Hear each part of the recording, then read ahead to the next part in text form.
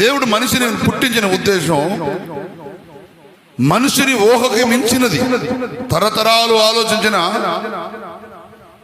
ఆయన మహిమ, ఆయన ఉద్దేశం, ఆయన ప్రణాళిక మనుషుడు అర్థం చేసుకోలేకపోవటం వల్లే ఇదిగో ఒక చిన్న దూడపిల్లను కొనుక్కొని దాని చుట్టూ తిరిగి ఒక గడ్డి మోపు కోసుకొచ్చుకొని కొద్ది గడ్డి వేసుకొని దాన్ని మేపుకొని ఇద్దరు ఆడపిల్లలు పుడితే ఈ ఆడపిల్లలు పుడితే ఈ దూడ ఇంకో దూడ పెట్టి ఆ దూడ ఇంకో దూడని పెట్టి ఈ 2 దూడలు కలిపి 4 దూడలు పెట్టి ఇవన్నీ లెక్కలో పెడితే వాస్తవం కాదు.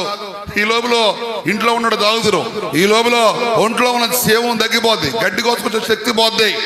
మనుషుడు సొంతగా తన రెక్కల మీద, తన ఉద్దేశం మీద, తన బిజినెస్ పర్పస్లో, తన ఆలోచన ప్రకారంగా ఉన్నతంగా ఎదగాలని, గొప్పవాడు కావాలని అనేక రకాల ప్రణాళికలు కలిగి ఆలోచన చేస్తూ ఉంటాడు.